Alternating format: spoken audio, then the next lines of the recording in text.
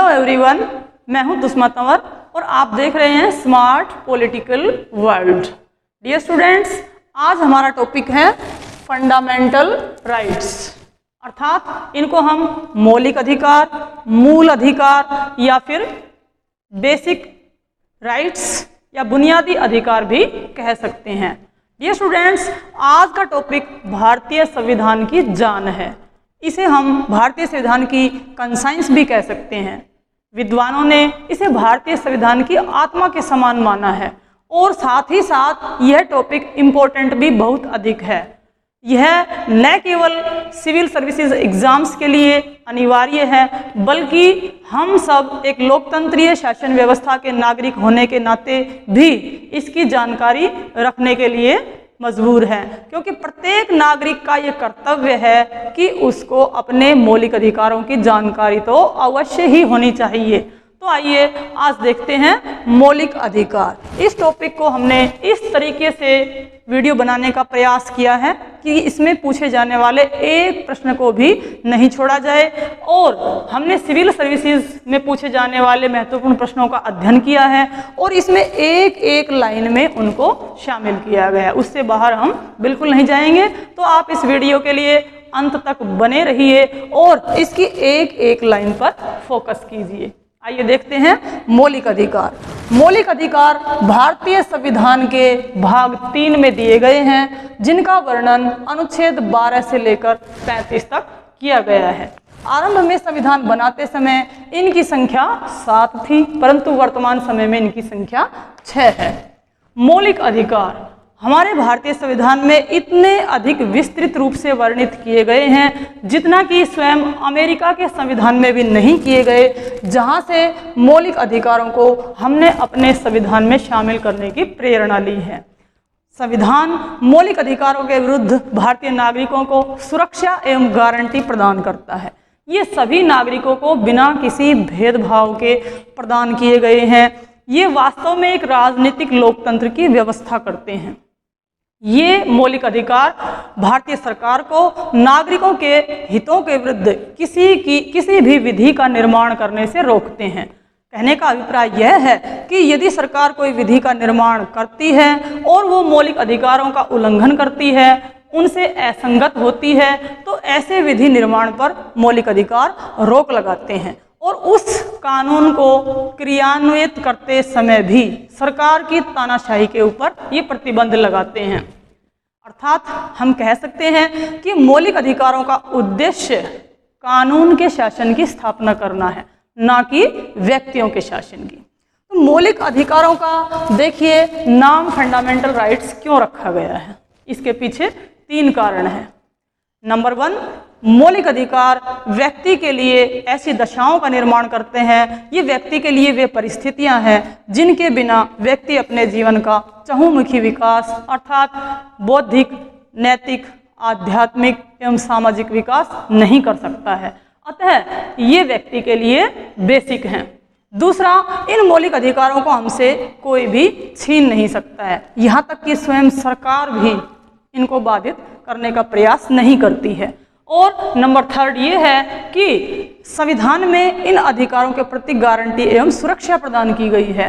यदि कोई भी व्यक्ति या सरकार इन्हें हमसे छीनने का प्रयास करती है तो हम सीधे सुप्रीम कोर्ट की शरण ले सकते हैं और सुप्रीम कोर्ट इनको लागू करवाने के लिए 5 विभिन्न प्रकार की रिटें जारी करती हैं, जिनका अध्ययन हम आगे चल कर के करेंगे। अतः इनका नाम फंडामेंटल राइट्स सही रखा गया है। अगर हम मौलिक अधिकारों के आरंभ की बात करें तो सबसे पहले ब्रिटेन में सम्राट राजा जॉन ने सन 1215 ईस्वी में सामंतों के दबाव में आकर के अपने देश के नागरिकों को कुछ मूल अधिकार प्रदान किए गए थे, जिनको मैग्ना कार्टा कहा गया था। यही कारण है कि भारतीय संविधान के भाग 3 को भी मैग्ना कार्टा के नाम से जाना जाता है। कई बार ये प्रश्न परीक्षाओं में पूछा जाता है कि भारतीय संविधान का कौन सा भाग मैग्ना कार्टा कहलाता है, तो वो है भाग 3। जब भी मौलिक अधिकारों की बात आती है तो मैग्ना कार्टा नाम जरूर सामने आता है। उसके पश्चात 1689 ईस्वी में ब्रिटेन सरकार ने अपने नागरिकों को और अधिक मौलिक अधिकार प्रदान किए गए।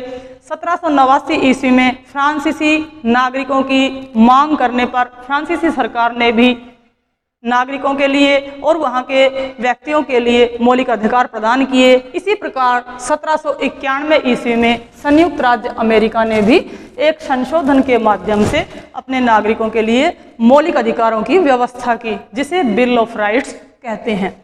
भारत में लिए गए मौलिक अधिकार भी संयुक्त राज्य अमेरिका के बिल ऑफ राइट्स से ही प्रेरित हैं। और यदि हम भारत की मांग करें कि भारत में मौलिक अधिकारों की मांग कब उठाई गई, तो वैसे तो ब्रिटिश सरकार के समय भी भारतीय उनसे मौलिक अधिकारों की समय समय पर मांग करते रहे हैं, लेकिन एक उचित तरीके से श्री मोतीलाल नेहरू जी ने 1928 में अपनी नेहरू रिपोर्ट के माध्यम से ब्रिटिश सरकार से मौलिक अधिकारों की लिखित रूप में मांग की, परंतु ब्रिटिश सरकार ने उस समय भी हमारी इस मांग की तरफ कोई ध्यान नहीं दिया।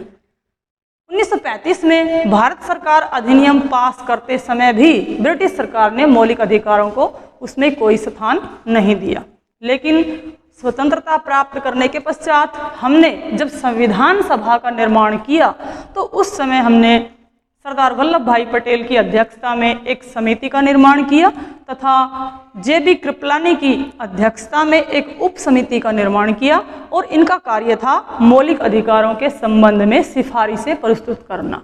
और इन समितियों की सिफारिश के आधार पर ही हमने अपने संविधान में 7 मौलिक अधिकारों को शामिल किया था, लेकिन बाद में 7वें मौलिक अधिकार को संविधान में से हटा दिया गया। इसका वर्णन हम बाद में करेंगे।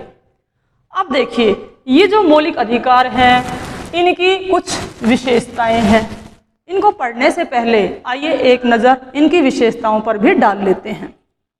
ये जो मौलिक अधिकार हैं ये असीमित नहीं हैं। सरकार जब चाहे राष्ट्रीय हित को देखते हुए इनके ऊपर युक्त प्रतिबंध लगा सकती है। ये मौलिक अधिकार ऐसे हैं कि इनमें से कुछ सकारात्मक है तो कुछ नकारात्मक है।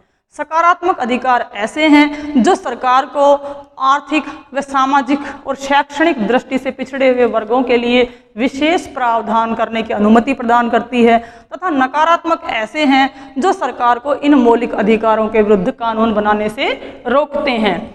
इसमें से अनुच्छेद 19 तथा 25 से लेकर 28 तक सकारात्मक है, जबकि अन्य की प्रकृति नकारात्मक है। इसी प्रकार से मौलिक अधिकारों में से कुछ मौलिक अधिकार केवल भारतीय नागरिकों के लिए है, जबकि अन्य अधिकार विदेशियों के लिए भी है और सरकार के लिए भी और कानूनी व्यक्ति जैसे कि सरकारी संस्थाएं, निगम, कंपनियां इत्यादि के लिए भी हैं। इनमें से अनुच्छेद 15, 16, 19, 29 और 30 में दिए गए मौलिक अधिकार केवल भारतीय नागरिकों के लिए हैं। मौलिक अधिकारों की एक अन्य विशेषता यह है कि आपातकाल के समय इनका निलंबन किया जा सकता है, अर्थात ये अपने आप ही स्थगित हो जाते हैं, उनका प्रभाव नागरिकों के लिए नहीं रहता है। लेकिन अनुच्छेद 20 और 21 में दिए गए 2 मौलिक अधिकार ऐसे हैं कि वो आपातकाल के समय भी निलंबित नहीं होते हैं, वो व्यक्ति के लिए हमेशा के लिए बने रहते हैं। साथ ही साथ जो मौलिक अधिकार हैं वो वाद योग्य हैं, न्याय योग्य हैं, अर्थात जब भी कोई इनको छीनने का प्रयास करता है तो हम हाई कोर्ट या फिर सुप्रीम कोर्ट की शरण ले सकते हैं। इसके अलावा इसकी एक विशेषता और है कि इनमें से कुछ मौलिक अधिकार तो व्यक्तियों के विरुद्ध हैं जबकि अन्य सरकार के विरुद्ध हैं, जैसे कि अनुच्छेद 15 के भाग 2, अनुच्छेद 17, अनुच्छेद 23 व 24 में दिए गए मौलिक अधिकार व्यक्तियों के विरुद्ध है, जबकि अन्य मौलिक अधिकार सरकार के विरुद्ध हैं। ये विशेषताएं देख लेने के पश्चात हम देखते हैं कि आर्टिकल वाइज मौलिक अधिकार 12 से 35 तक किस प्रकार दिए गए हैं। सबसे पहले हम देखेंगे कि हमें कौन कौन से मौलिक अधिकार दिए गए हैं। तो जो 6 मौलिक अधिकार है उनमें से पहला अधिकार है राइट टू इक्वलिटी, अर्थात समता का अधिकार, जिनका वर्णन आर्टिकल 14 से लेकर 18 तक किया गया है।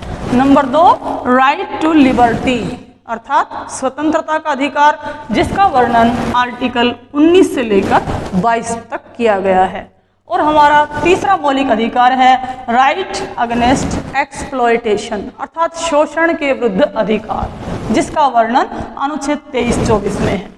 चौथा मौलिक अधिकार है राइट टू रिलीजियस फ्रीडम, अर्थात धार्मिक स्वतंत्रता का अधिकार, जिसका वर्णन अनुच्छेद 25 से लेकर 28 तक में किया गया है। और डियर स्टूडेंट्स, हमारा पांचवा अधिकार है right to cultural and educational. इसमें हम एजुकेशन और संस्कृति के प्रति अधिकार रखते हैं, जो कि अनुच्छेद 29 से लेकर 30 में दिए गए हैं।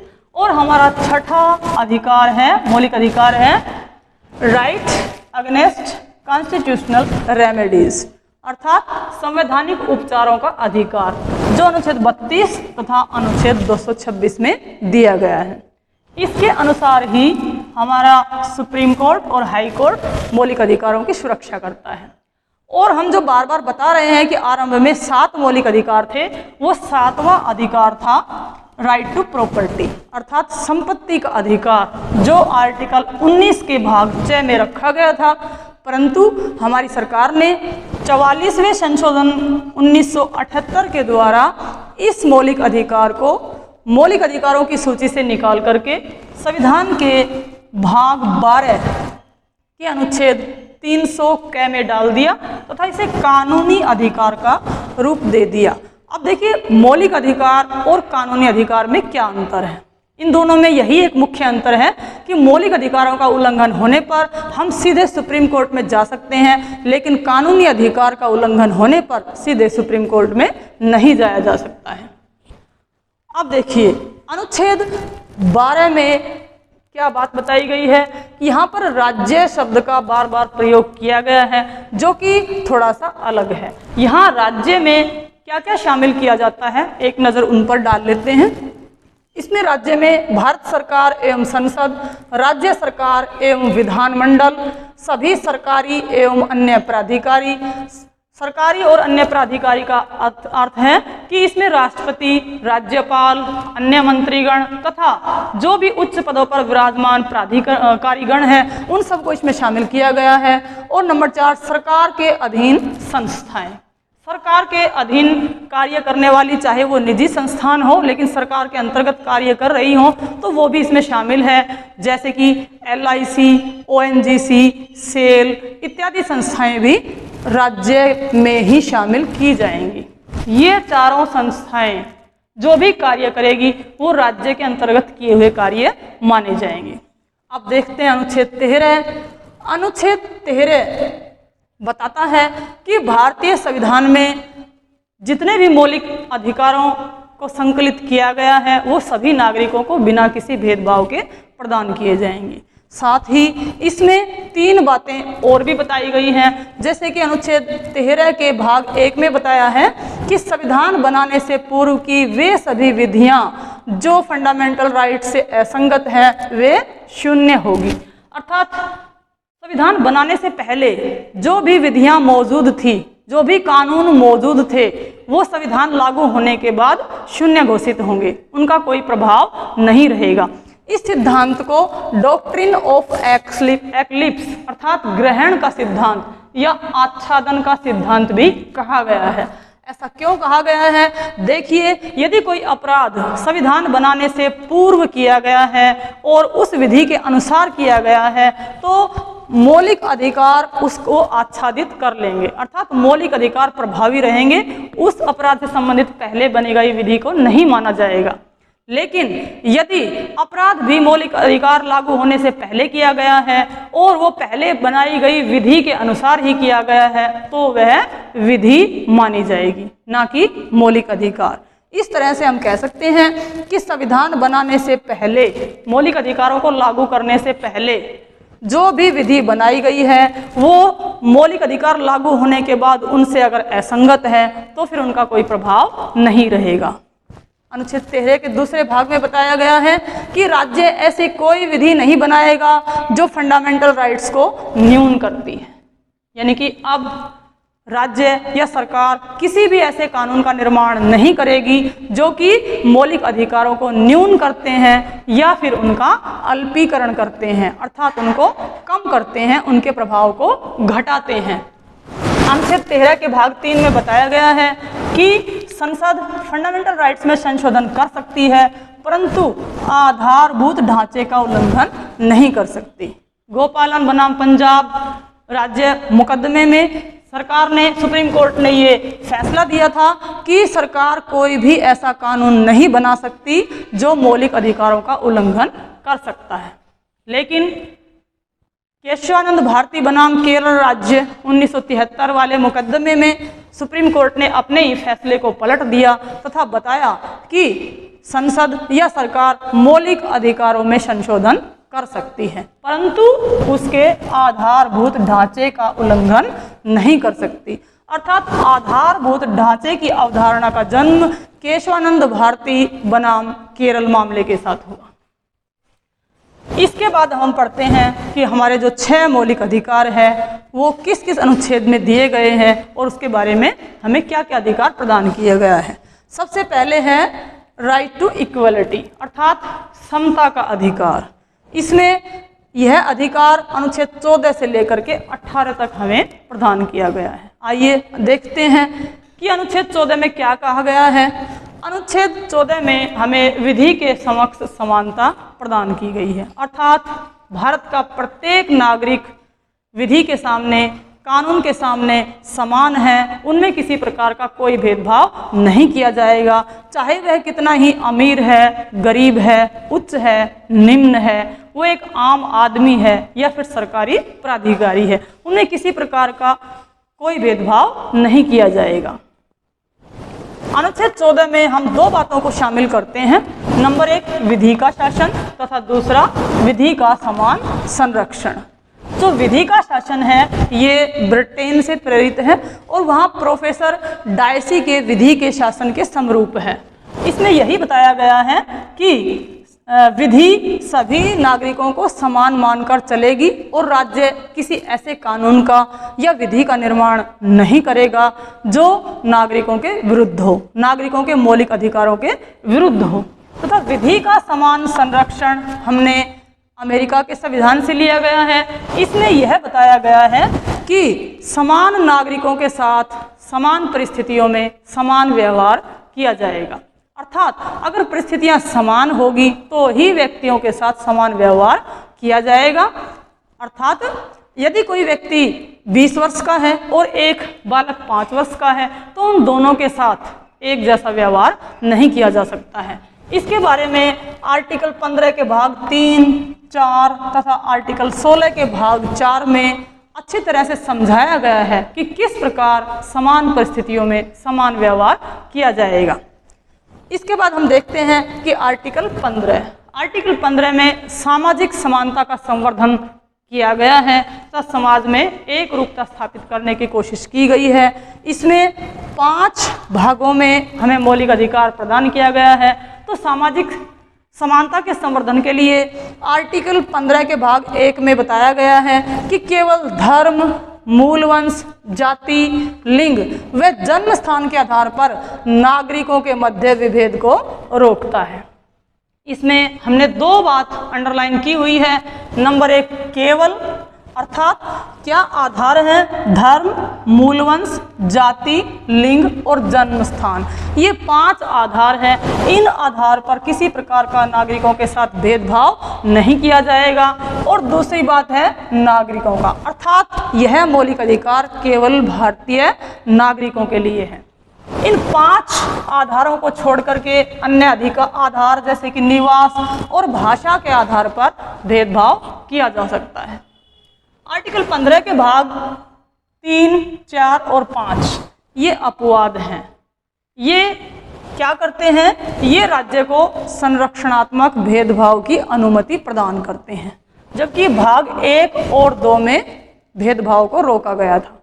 ये दोनों भाग नकारात्मक थे, जबकि भाग 3 और 4, 5 सकारात्मक हैं। तो भाग 3 के अनुसार क्या बताया गया है कि इसमें महिलाओं व बच्चों हेतु विशेष प्रावधान करने के लिए सरकार को अनुमति देते हैं।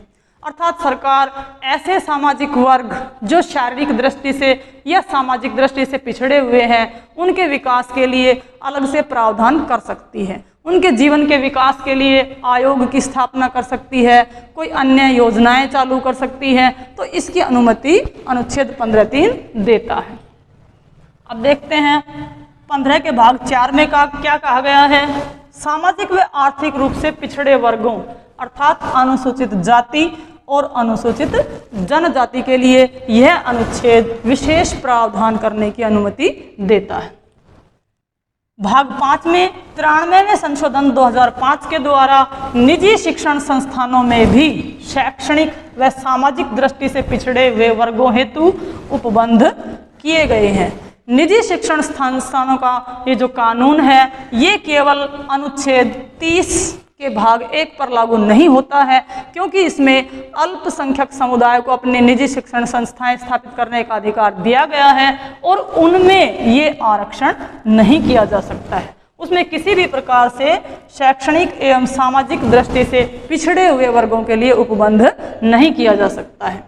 तो ये था हमारा आर्टिकल 15 जो कि सामाजिक समानता के विचार को बढ़ावा देता है। अब है आर्टिकल 16। आर्टिकल 16 में सामाजिक नियोजन अर्थात सरकारी नौकरियों में समान अवसर उपलब्ध करवाने की बात कही गई है। इसमें 4 भाग दिए हुए हैं। आर्टिकल 16 के भाग 1 में कहा गया है कि सार्वजनिक नियुक्ति करते समय समान अवसर उपलब्ध कराना। ये समान अवसर केवल व्यक्तियों को नौकरी प्रदान करते समय ही नहीं बल्कि पदोन्नति, वेतन, अवकाश, पदच्युति, पेंशन आदि के समय भी समान अवसर उपलब्ध करवाए गए हैं। 16(2) के अनुसार केवल धर्म, मूलवंश, जाति, लिंग, जन्म स्थान, उद्भव और निवास स्थान के आधार पर किसी प्रकार का कोई भेदभाव नहीं किया जाएगा। अर्थात सरकारी नौकरियां देते समय इनमें से किसी भी आधार पर किसी प्रकार का कोई भेदभाव नहीं किया जाएगा। सभी नागरिकों को समान अवसर उपलब्ध करवाए जाएंगे। 16(3) के अनुसार किसी राज्य में सरकारी सेवाओं हेतु उस राज्य में निवास की योग्यता विहित की जा सकती है।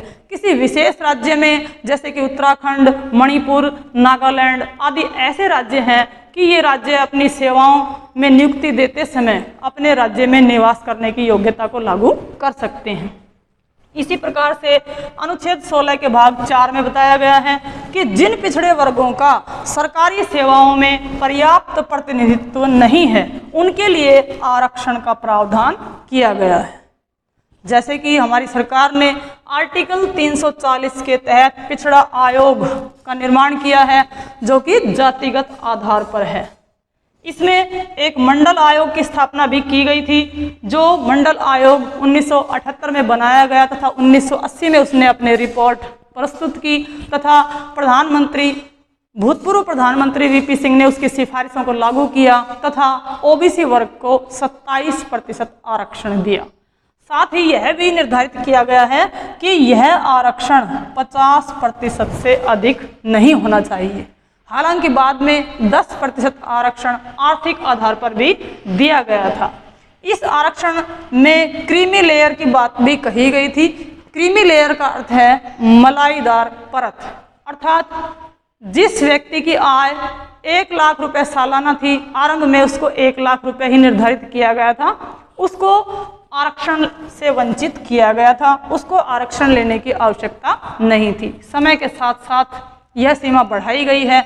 बाद में 1 लाख से बढ़ाकर इसको 2.5 लाख किया गया, फिर 4.5 लाख किया गया और 2013 में इसको 6 लाख करने पर विचार किया जा रहा था और अब यह 6 लाख ही है।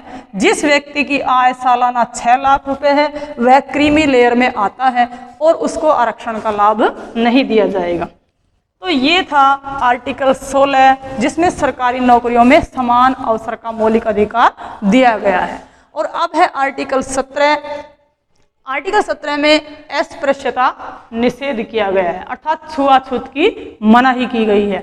समाज के सभी वर्ग, चाहे वो निम्न है उच्च है, वो सभी समान है, उनमें किसी भी प्रकार का छुआछूत या अस्पृश्यता नहीं की जाएगी। और इसके लिए हमारे संविधान का आर्टिकल 35 संसद को अस्पृश्यता के संबंध में विधि बनाने का अर्थात कानून बनाने का अधिकार भी देते हैं। हमारी सरकार ने इसके बारे में पहले ही 1955 में अस्पृश्यता अधिकार अधिनियम, अपराध अधिनियम बनाया है तथा उसका बाद में 1976 में नाम परिवर्तित करके सिविल अधिकार संरक्षण अधिकार रख दिया गया था। तो ये जो आर्टिकल 17 है यह छुआछूत के विरुद्ध है। आर्टिकल 18 ये समानता के अधिकार का लास्ट आर्टिकल है। इसमें उपाधियों का निषेध किया गया है, अर्थात आर्टिकल 18(1) में बताया गया है कि हमारी सरकार सेना तथा विद्या के अतिरिक्त कोई उपाधि प्रदान नहीं करेगी। सेना और विद्या से संबंधित उपाधियों को छोड़ करके अन्य किसी भी प्रकार की ऐसी उपाधि को प्रदान नहीं कर सकती है और ना ही कोई व्यक्ति ग्रहण कर सकता है जिससे समाज में किसी प्रकार का भेदभाव पैदा होता है। 18 के भाग 2 में बताया गया है कि भारतीय नागरिक विदेश में भी इस प्रकार की कोई उपाधि जो कि सेना और विद्या से इतर हो उसको ग्रहण नहीं करेगा। और आर्टिकल 18 के भाग 3 में बताया गया है कि भारत में लाभ का पद धारण करने वाला कोई विदेशी भी हमारे राष्ट्रपति की अनुमति से ही कोई उपाधि ग्रहण कर सकता है। इस प्रकार से अनुच्छेद 14 से लेकर 18 तक भारत में समानता को बढ़ावा दिया गया है ताकि देश में एकता संवर्धित हो सके और देश की एकता और अखंडता बनाई रखी जा सके। लेकिन अगर इनमें से कोई भी अधिकार एकता और अखंडता को भंग करता है, राष्ट्रीय हित को नुकसान पहुंचाता है, तो सरकार उनके ऊपर युक्त प्रतिबंध लगा सकती है। अब इसके साथ ही दूसरा अधिकार हमारा मौलिक अधिकार है स्वतंत्रता का अधिकार, राइट टू फ्रीडम, जो भारतीय संविधान के अनुच्छेद 19 से लेकर 22 तक में प्रदान किया गया है। आर्टिकल 19 में हमें 6 प्रकार की स्वतंत्रताएं प्रदान की गई हैं। एक इसमें 7वीं स्वतंत्रता भी थी जिसको बाद में निकाल दिया गया। ये 6 प्रकार की स्वतंत्रताएं कौन कौन सी हैं? आर्टिकल 19 के भाग क या 1 में वाक तथा अभिव्यक्ति की स्वतंत्रता, अर्थात प्रत्येक व्यक्ति को अपने विचार अभिव्यक्ति की स्वतंत्रता है। वह खुले रूप से अपने विचार प्रकट कर सकता है यदि उसके विचार किसी प्रकार की हिंसा न फैलाते हों और राष्ट्रीय एकता अखंडता को किसी प्रकार का नुकसान नहीं पहुंचाते हो। इसी में हम प्रेस की स्वतंत्रता को भी शामिल करते हैं। यह प्रश्न सबसे अधिक बार पूछा गया है कि प्रेस की स्वतंत्रता किस अनुच्छेद में रखी गई है, तो यह आर्टिकल 19(1) में रखी गई है। राजनीतिक ध्वज फहराना, हरियाणा के नवीन जिंदल जी ने यह अधिकार लोगों को दिलवाया कि वे अपने घर पर भी राजनीतिक ध्वज को राष्ट्रीय समारोह के अवसर पर फहरा सकते हैं। इसी प्रकार से सूचना का अधिकार, विदेश जाने का अधिकार, ये सभी आर्टिकल 19(1) के अंतर्गत आते हैं। 19(2) में शांतिपूर्ण सम्मेलन करने का अधिकार है, अर्थात सभी भारतीय नागरिकों को बिना हथियारों के शांतिपूर्ण सम्मेलन करने, सभा करने तथा अपनी समितियां बनाने का अधिकार दिया गया है। लेकिन ध्यान रहे इसमें हड़ताल करने का अधिकार शामिल नहीं है। इसी प्रकार से आर्टिकल 19 के 3 भाग में दिया गया है संघ एवं संगठन बनाना। ये हमारी लोकतांत्रिक व्यवस्था का सबसे महत्वपूर्ण भाग है क्योंकि इसी के अंतर्गत राजनीतिक दल बनाने का अधिकार दिया गया है जो कि लोकतांत्रिक शासन व्यवस्था का प्राण है। इसके अंतर्गत राजनीतिक दल, कोई भी व्यवसाय से संबंधित लोग अपना एक संगठन बना सकते हैं, कोई भी आयोग बनाया जा सकता है तथा अपने अधिकारों की मांग की जा सकती है। तो ये आर्टिकल के 19 के भाग 3 में दिया गया है। भाग 4 में भारत में आबाद संचरण, भारत में राष्ट्रीय एकता को बढ़ावा देने के लिए भारत का कोई भी नागरिक देश के किसी भी भाग में बिना किसी बाधा के आवागमन कर सकता है, आ जा सकता है, लेकिन इससे राष्ट्रीय एकता को किसी प्रकार का कोई खतरा नहीं होना चाहिए। भाग 5 में भारत के किसी भी भाग में निवास करना, राष्ट्रीय एकता और समरसता को बढ़ावा देने के लिए भारत के प्रत्येक नागरिक को भारत के किसी भी राज्य में जाकर के बसने की स्वतंत्रता है। लेकिन ये निवास दो तरह का होता है, एक स्थायी निवास तथा दूसरा अस्थायी निवास। तो अस्थायी निवास तो कोई भी कहीं पर कर सकता है, लेकिन स्थायी निवास के बारे में कुछ प्रतिबंध लगाए गए हैं। जैसे कि पहले जम्मू कश्मीर में अन्य राज्यों से जाकर के व्यक्ति को बसने की स्वतंत्रता नहीं थी। और आर्टिकल 19 के भाग 6 में बताया गया है कि भारत के किसी भी भाग में व्यापार, कारोबार, आजीविका कमाने के लिए जाया जा सकता है। कोई भी व्यक्ति किसी भी राज्य से संबंधित हो, वो भारत के किसी भी भाग में जाकर के अपना कोई व्यवसाय कर सकता है, आजीविका कमा सकता है, व्यापार या अपना कारोबार स्थापित कर सकता है। इसी आर्टिकल 19 के भाग 6 में एक 7वीं स्वतंत्रता थी संपत्ति के अर्जन की, धारण करने की, लेकिन इसे मौलिक अधिकारों की सूची से निकाल दिया गया है और इसे अनुच्छेद 300 क में डालकर कानूनी अधिकार बना दिया गया है। अब आते हैं आर्टिकल 20 पर। आर्टिकल 20 दोष सिद्धि के संबंध में संरक्षण से संबंधित है। यह अपराधी व्यक्तियों के लिए है। इसमें अपराधी व्यक्ति अपना संरक्षण किन किन दशाओं में कर सकता है। नंबर 1, अपराध करते समय यदि उक्त विधि लागू नहीं है तो अपराधी उस व्यक्ति को नहीं माना जाएगा। यानी कि अगर किसी व्यक्ति ने अपराध किया है और अपराध करते समय उसके बारे में वो कानून लागू नहीं था तो उस व्यक्ति को उस अपराध के बारे में अपराधी नहीं समझा जाएगा। दूसरा है दोहरे दंड से सुरक्षा। एक ही अपराध के लिए एक व्यक्ति को बार बार दंड नहीं दिया जा सकता, अतः उसे एक ही अपराध के लिए एक ही बार दंडित किया जा सकता है। और आर्टिकल 20 के 3 भाग में बताया गया है आत्म अभिशंसन की सुरक्षा। आत्म अभिशंसन का अर्थ है कि अपराधी को अपने ही विरुद्ध बयान देने हेतु बाध्य नहीं किया जा सकता है। के.जी. बालाकृष्णन वाली एक खंडपीठ ने, जिसमें कि 3 सदस्य शामिल थे, उसने तो ये भी बताया है कि अपराधी की जो पॉलीग्राफी की जाती है, नारकोटिक्स किया जाता है या ब्रेन प्रिंटिंग परीक्षण किया जाता है, यह भी वर्जित है क्योंकि यह उसकी निजी स्वतंत्रता का हनन करते हैं।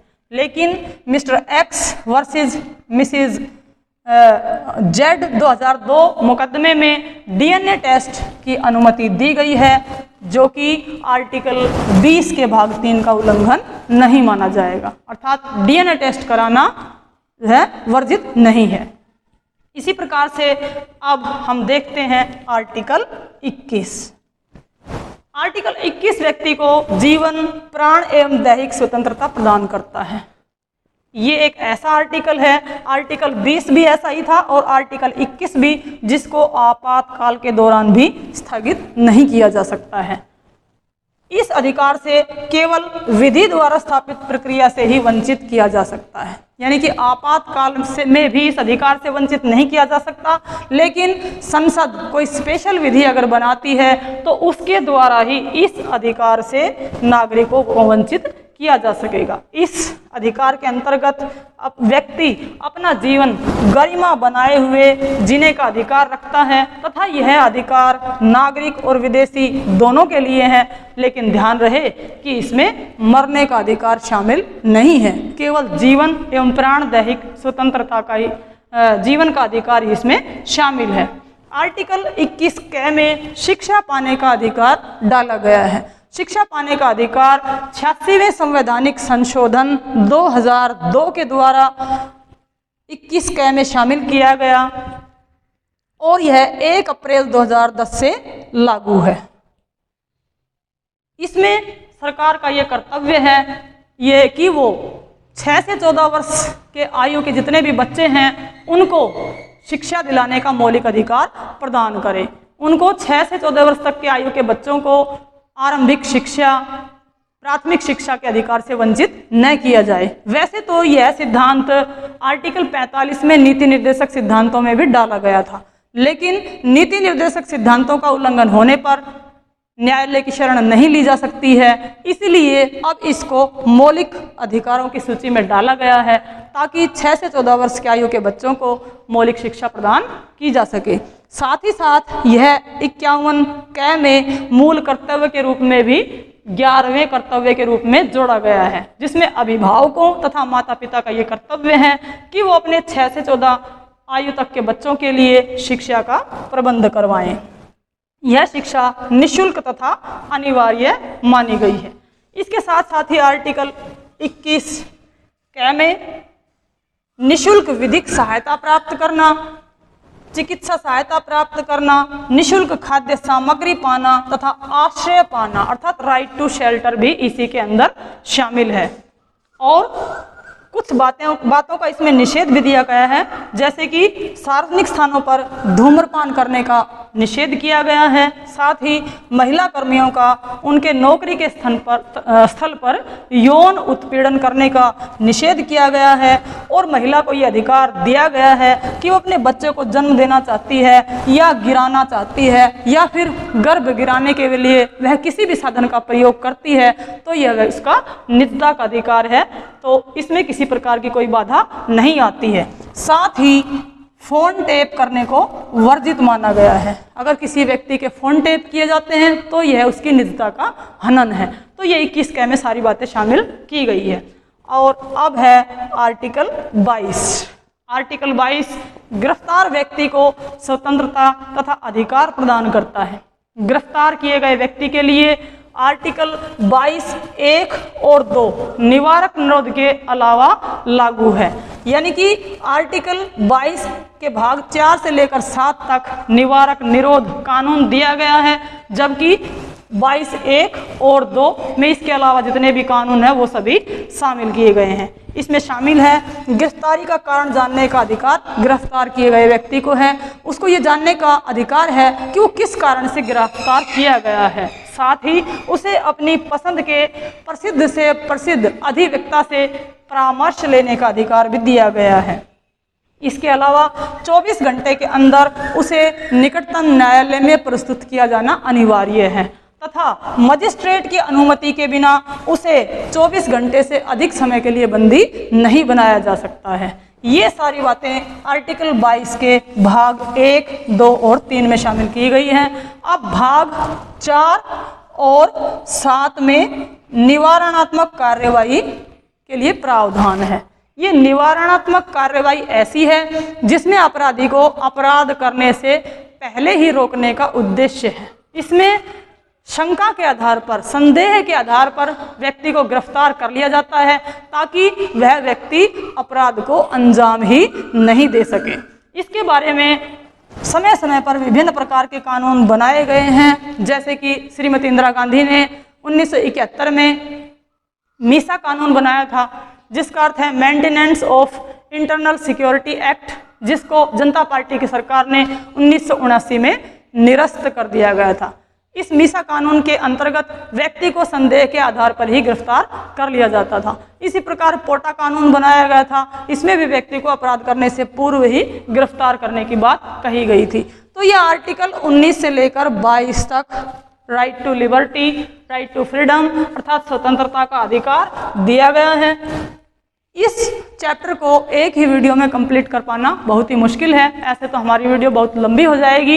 अतः आगे जो अधिकार है उनके लिए अगली वीडियो में मिलेंगे और तब तक के लिए आप इसका एक स्क्रीनशॉट ले सकते हैं।